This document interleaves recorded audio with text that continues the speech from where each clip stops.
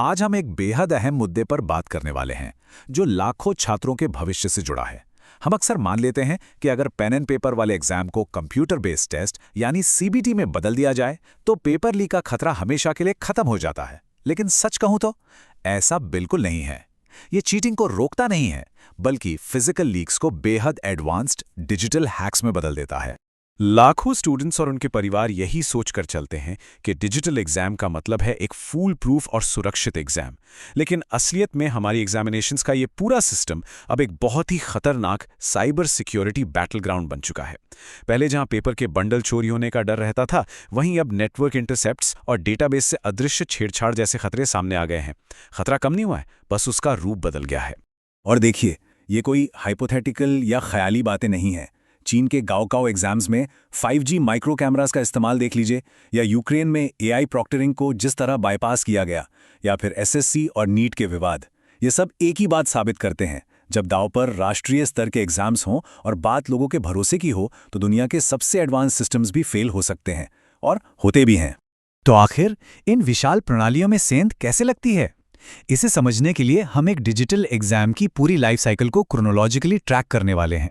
हम इन 4 अलग-अलग फेजेस से गुजरेंगे और देखेंगे कि कैसे हर एक स्टेज के साथ तनाव और हमले का दायरा और भी ज्यादा खतरनाक होता जाता है। तो चलिए फेज 1 से शुरू करते हैं, यानी एग्जाम शुरू होने से हफ्तों पहले का समय। और यहाँ सुरक्षा कैसे टूटती है, ये जानना बहुत दिलचस्प है।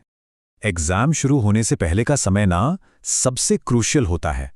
सच तो यह है कि सबसे डरावना और रियलिस्टिक खतरा कोई हॉलीवुड स्टाइल हैकर नहीं होता, बल्कि सिस्टम के अंदर बैठा एक भ्रष्ट इंसान होता है।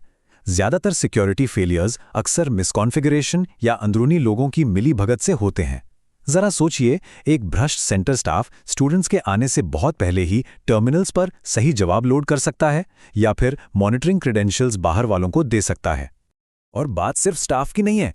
इमेजिन कीजिए एक बिल्कुल नॉर्मल सा दिखने वाला कीबोर्ड या नेटवर्क राउटर जो एग्जाम सेंटर में पहुंचता है, लेकिन उसमें पहले से ही मैलवेयर मौजूद है। इसे सप्लाई चेन कॉम्प्रोमाइज कहते हैं। मतलब वो डिवाइस बाहरी फायरवॉल्स और नेटवर्क सिक्योरिटी को चकमा देकर पहले दिन से ही सिस्टम के अंदर घुस चुका है। अब हम दूसरे चरण की ओर बढ़ते हैं। एग्जाम से ठीक एक रात पहले या उसी सुबह जब सवालों की डिलीवरी हो रही होती है। जब एन्क्रिप्टेड प्रश्न पत्र लोकल सर्वर्स पर भेजे जाते हैं, तब हमलों की एक नई लहर शुरू होती है। एक पल के लिए सोचिए, हर स्टूडेंट का टर्मिनल अपना डेटा भेज रहा है, लेकिन उस नेटवर्क के अंदर एक अदृश्य हमलावर छिपा बैठा है। इसे man in the middle attack कहते हैं। ये हमलावर RP पॉइजनिंग नाम की तकनीक का इस्तेमाल करके पूरे एन्क्रिप्शन को हवा में ही उड़ा देता है। अगर नेटवर्क की सिक्योरिटी में थोड़ी सी भी ढील दी गई है, तो ये देखना वाकई डरावना है कि कैसे कोई भी बुरा तत्व बस एक लैपटॉप लेकर लोकल वाईफाई तरंगों से लाइव प्रश्न पैकेट्स को बीच में ही कैप्चर कर सकता है। करोड़ों का सुरक्षित इंफ्रास्ट्रक्चर बस एक कमजोर लिंक की वजह से धराशायी हो जाता है।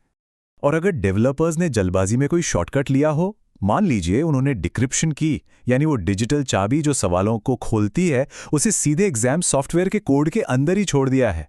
ऐसे में हमलावर सॉफ्टवेयर को रिवर्स इंजीनियर करके एग्जाम हॉल में एक भी बच्चे के अपनी सीट पर बैठने से पहले पूरा का पूरा टेस्ट डिक्रिप्ट कर सकते हैं।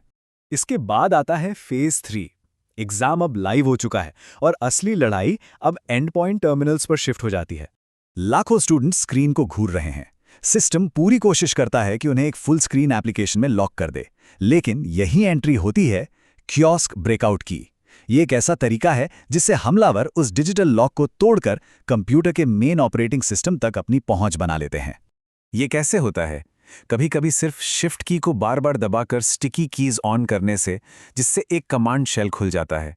या फिर 2019 के SSC एग्जाम की तरह लोडिंग स्क्रीन पर सिर्फ एक राइट क्लिक करने से। इंसानों द्वारा कॉन्फ़िगरेशन में की गई ये छोटी-छोटी गलतियां हैकर्स के लिए पिछले दरवाजे पूरी तरह से खुले छोड़ देती हैं। यहीं पर हमें परसीव्ड सिक्योरिटी यानी सुरक्षा के भ्रम और एक्चुअल सिक्योरिटी के बीच का फर्क समझना होगा। हमें लगता है कि AI वेबकैम सब मॉनिटर कर रहा है तो सब सेफ है, लेकिन एक वेबकैम उस कस्टमाइज्ड हाइपरवाइजर को नहीं देख सकता जो एग्जाम के ऑपरेटिंग सिस्टम के ठीक नीचे बैकग्राउंड में चुपचाप अपना काम कर रहा है। और अगर आपको लगता है कि हार्ड ड्राइव का इंक्रिप्शन ही सब कुछ है, तो ज़रा रैम एक्सट्रैक्शन के बारे में सोचिए। हार्ड ड्राइव पर सवाल कितने भी एन्क्रिप्टेड क्यों ना हो, जब वो स्क्रीन पर डिस्प्ले होते हैं तो उन्हें कंप्यूटर की रैम में डिक्रिप्ट होना ही पड़ता है। और एक शातिर हमलावर वो सीधे सिस्टम की मेमोरी को खुरचकर यानी मेमोरी स्क्रैप करके उन डिक्रिप्टेड सवालों को आसानी से निकाल सकता है। लेकिन सबसे सिनेमैटिक एक्सप्लॉइट तो रिमोट डेस्कटॉप हाईजैकिंग है। इसमें होता यह है कि मीलों दूर बैठा एक अनजान एक्सपर्ट एक अनब्लॉक्ड पोर्ट के जरिए कंप्यूटर का पूरा कंट्रोल अपने हाथ में ले लेता है और सही जवाबों पर क्लिक करता है, जबकि असली कैंडिडेट वो एग्जाम हॉल में बस एक डिकॉय की तरह बैठा रहता है और टेस्ट देने की एक्टिंग करता है। फाइनली एग्जाम खत्म होता है और स्टूडेंट्स घर चले जाते हैं, लेकिन फेज 4 में डेटा के साथ जो होता है वो सबसे खतरनाक है। जब सारा डेटा सेंट्रल बैकएंड सिस्टम में पहुंचता है, तब हमलावर एसक्यूएल इंजेक्शन का सहारा ले सकते हैं। अगर सेंट्रल डेटाबेस में सिक्योरिटी इनपुट सही से सैनिटाइज नहीं है, तो ये हमलावर सीधे रिजल्ट सर्वर में घुसकर डेटाबेस को मैनिपुलेट कर सकते हैं। ये लिटरली एक अल्टीमेट नाइटमेयर सिनेरियो है। मतलब एग्जाम के बाद सिर्फ स्कोर्स को बदलना ही नहीं, बल्कि पूरे डिजिटल ऑडिट लॉग्स को जड़ से मिटा देना। कोई सुराग ही नहीं बचेगा कि वहां कभी कोई हैकिंग या अपराध हुआ भी था। सब कुछ बिल्कुल साफ। तो इन सारे तकनीकी हैकिंग और एक्सप्लॉइट्स को देखने के बाद अब वक्त है थोड़ी गहरी तस्वीर देखने का, क्योंकि बात लाखों छात्रों के भविष्य की है। हमें खुद से ये गंभीर सवाल पूछना चाहिए, क्या हम इस बात पर बहुत ज़्यादा भरोसा कर रहे हैं कि डिजिटल है तो अपने आप सुरक्षित होगा, जबकि सारे सबूत हमें एग्जैक्टली ऑपोजिट कहानी बता रहे हैं? अगर कोई भी सिस्टम पूरी तरह सुरक्षित नहीं है, तो क्या सिर्फ टेक्नोलॉजी हमें निष्पक्षता की गारंटी दे सकती है? इन प्लेटफॉर्म्स को सच में सुरक्षित बनाने के लिए हमें डिफेंस इन डेप्थ की जरूरत है।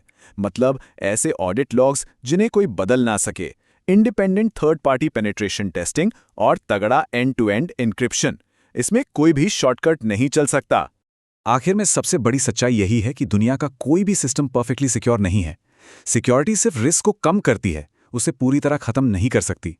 और इस एक्सप्लेनर से यह साफ हो जाता है कि हमारे एग्जाम्स की गरिमा को बचाए रखने के लिए हमें लगातार सतर्क रहना होगा। हमें पूरी ट्रांसपेरेंसी चाहिए, क्योंकि टेक्नोलॉजी सिर्फ उतनी ही मजबूत होती है जितने उसे कॉन्फ़िगर करने वाले इंसान। क्या हम अगली बार इन गलतियों से सीखेंगे?